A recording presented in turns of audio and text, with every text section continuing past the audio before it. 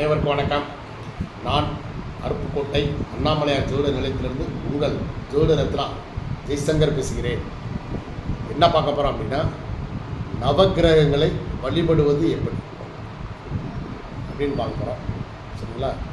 ஏனென்றால் ஒரு மனிதனுக்கு பிறப்பிலிருந்து இறப்பு வரை அவரது வாழ்வில் நடக்கக்கூடிய அனைத்து விஷயங்களுக்கும், நல்லது கெட்டது, சுக துக்கம், சரிங்களா, சுகம், எல்லாத்துக்குமே இந்த நவகிரகங்கள் காரணமாக அமையுது. ஏன்னா அந்த பொறுப்புகள் இந்த நவகிரகங்களுக்கு தான் வழங்கப்பட்டிருக்கு. சரிங்களா? ஒரு மனிதன் பிறக்கும்போது தாயின் யோனியிலிருந்து இந்த உலகத்தில் முதல் மூச்சு விடும்போது கிரக அமைப்புகள் வானில் எந்த நிலையில் இருந்ததோ அதுதான் அவருடைய ராசி கட்டம். அந்த கிரகங்கள் எந்த இடத்துல நின்றுச்சோ, இந்த குழந்தை பிறக்கும்போது வானத்தில் அந்த கிரகங்கள், நவ கிரகங்கள் எந்த இடத்துல நின்றுச்சோ அதுதான் ஜாதகத்தில் எழுதப்பட்டிருக்கு.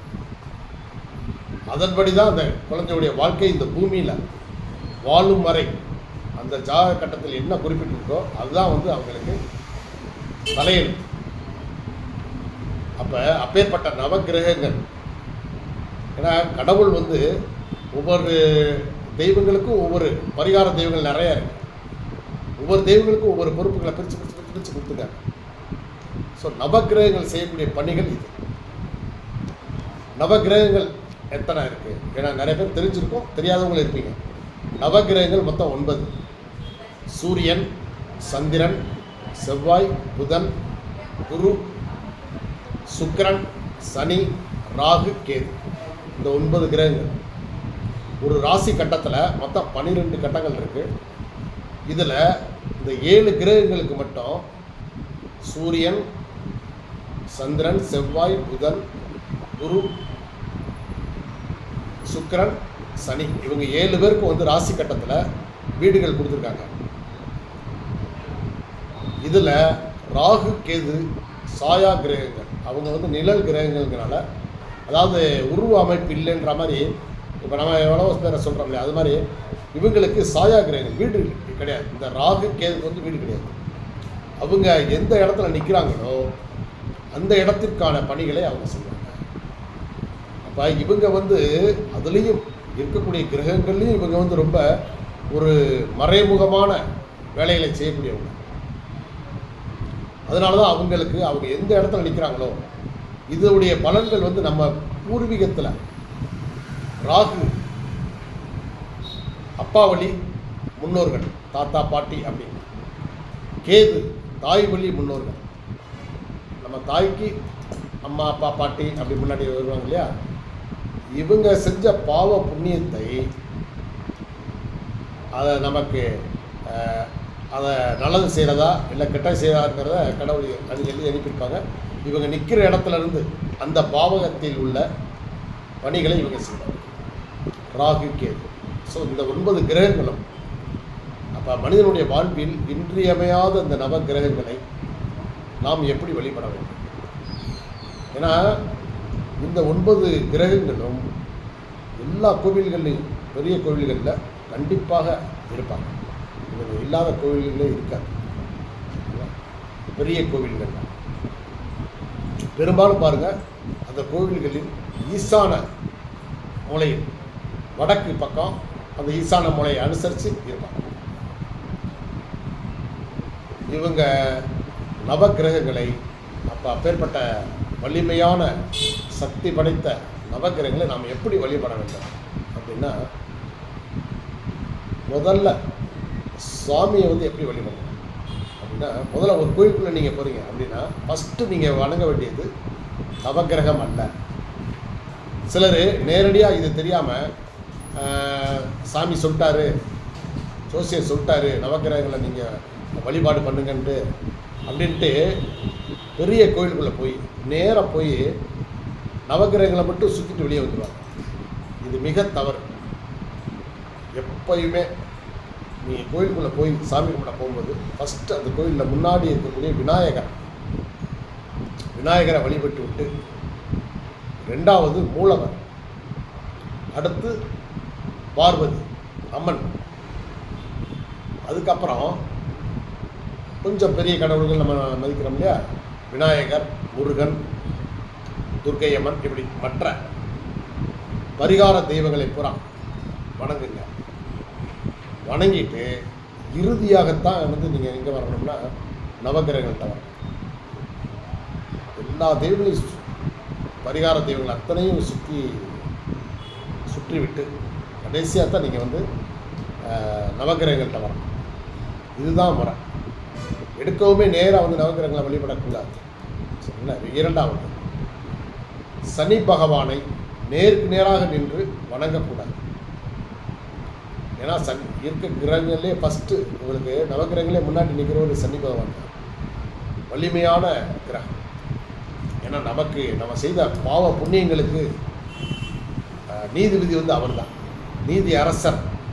அப்போ அவர்கிட்ட ஒரு மரியாதை இருக்கணும்ல. நேருக்கு நேரம் நின்று கும்பிடக்கூடாது, சற்று ஒதுங்கி நின்று அவரை மனமாற வணங்குங்க. சரிங்களா? மூன்றாவது, நவகிரகங்களை சுற்றி வரும்போது நவகிரக சிலைகளை கையால் தொடக்கூடாது. ரொம்ப சென்சிட்டிவானவங்க நவகிரகங்கள் வந்து, ரொம்ப சென்சிட்டிவானவங்க. நீங்கள் தொட்டுட்டிங்கன்னா அவங்க மேலே கோபமாயிடலாம். அதனால் நீங்கள் வந்து எந்த நவகிரக சிலையும் தொடாதீங்க. சரிங்களா?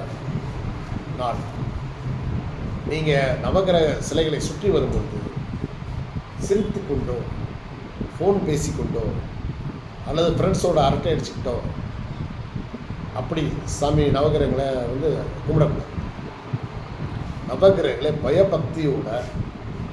பயபக்தியோட மிகவும் ஒழுக்கத்துடன் இறை நம்பிக்கையோடு தான் நீங்கள் என்ன செய்யணும், நவகிரகங்களை சுற்றி வாங்க. சரி. 5, நவகிரகங்களை வலதுபுறமாக தான் சுத்தணும், இடதுபுறமாக சுற்றக்கூடாது. சரிங்களா?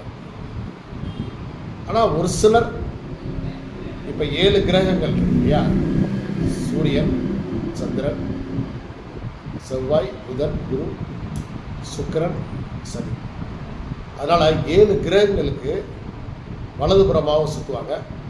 ஒரு 2 கிரகங்கள், வீடு இல்லாத கிரகங்கள் இருக்கு இல்லையா, ராகு, கேது, அவங்கள இடது பக்கமாக சுற்றுவாங்க. ஏன்னா அவங்க வந்து எப்பயுமே ரிவர்ஸில் வருவாங்க. அதனால் அது ஒரு முறை இருக்குது. அதனால் வேணால் அப்படி வேணால் சுற்றிக்கிங்க, அதை பற்றி தப்பு இல்லை. 7 முறை வலது பக்கமும் 2 முறை இடது பக்கமாகவும் சுற்றிக்கங்க. சரி. அப்புறம் தினமும் 9 முறை சுற்ற வேண்டிய அவசியம் இல்லை. சிலர் நவகிரகங்களை கும்பிடும்போது 9 முறை சுற்றிக்கிட்டே வருவாங்க. டெய்லி போகிறவங்களாக இருந்தால் 1 முறை சுற்றினால் போதும். ஆனால் சனிக்கிழமை மட்டும், வாரத்தில் சனிக்கிழமை மட்டும் கண்டிப்பாக 9 முறை சுற்றி. சரிங்களா? சரி. நவகிரகங்களை சுற்றி வரும்போது கைகளை கட்டிக்கிட்டு அல்லது தொங்கப்பட்டுக்கிட்டு அல்லது இப்படி கை தட்டிக்கிட்டே வருவாங்க. அப்படி செய்வாங்க. வணங்கி முதல் சுற்றுலேருந்து நீங்கள் கும்பிட ஆரம்பிச்சிங்கன்னா கையை கீழே இறக்காமையே இறை பக்தியோட நவகிரகங்களை சுற்றி வரணும். அடுத்து இப்போ நிறைய பேர் வந்து பார்த்திங்கன்னா விளக்கேற்றி வச்சுருப்பாங்க. ஒரு சிலர் விளக்கு வாங்கிட்டு வந்திருக்க மாட்டாங்க. அடுத்தவங்க ஏற்றுற விளக்கை வச்சு அது எந்த தெய்வத்தை, அந்த எந்த நவகிரகத்தை வணங்குறாங்களோ அந்த தெய்வத்தின் முன்னாடி வச்சு இவங்க வேண்டுதல் பண்ணுவாங்க. இவங்க நிறைய கடவுள்கிட்ட நன்மை, அந்த இது வேணும் இது வேணும் அப்படின்னு கேட்பாங்க இல்லையா. இவங்களுடைய கோரிக்கை பூரா யார் அந்த விளக்கை முதல்ல வச்சாங்களோ அவங்களுக்கு போயிடும். அதனால் எப்பயுமே நீங்கள் நவகிரகங்களை வந்து வழிபட வந்துட்டீங்கன்னா, விளக்கு போடணும்னு நினச்சிங்கன்னா நீங்கள் புதுசாக தான் நெய் விளக்கு வாங்கி வைக்கணும். இதுதான் முறை. அடுத்து சனிக்கிழமை சனீஸ்வர பகவானுக்கு எள் விளக்கு போடுவது ரொம்ப நல்லது. சனிக்கிழமை போய் எள் விளக்கு ஏற்றுங்க. இப்போ சனி தோஷத்துக்காக நீங்கள் கோயிலுக்கு வந்தாலும் நேராக சனி பகவான்கிட்ட போய் உடனே வந்து நவகிரகங்களுக்கு போய் அங்கே போய் மட்டும் வழிபட்டு வந்துடக்கூடாது. நான் சொன்ன முறைப்படி விநாயகர், மூலவர், அம்மன், பரிகார தெய்வங்கள் அத்தனையும் கும்பிட்டுட்டு தான் கடைசியாக தான் வரும்.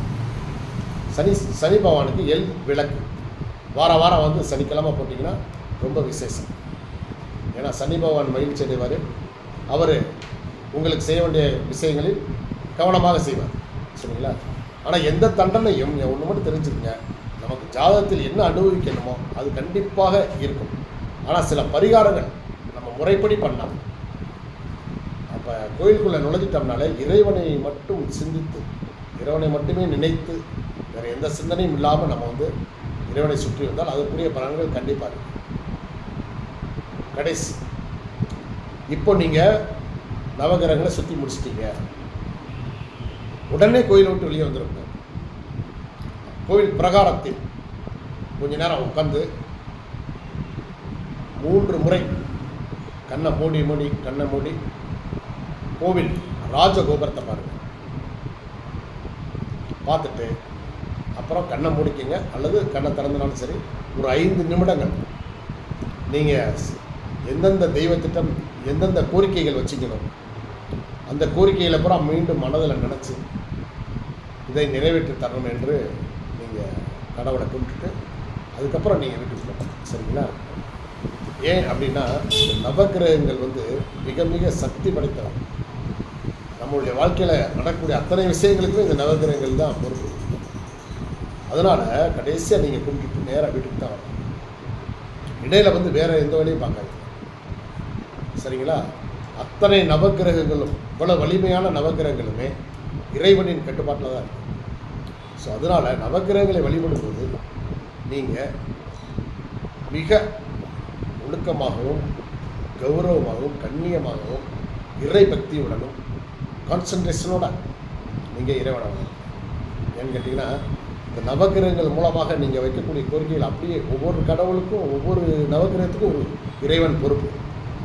இப்போ சூரியன் சிவன் பொறுப்பு, சிவன் தான் கடவுள். சரிங்களா? சந்திரனுக்கு அம்மன் பார்வதி, செவ்வாய் முருகன் சுப்பிரமணியன், சரிங்களா? புதன் பெருமாள்,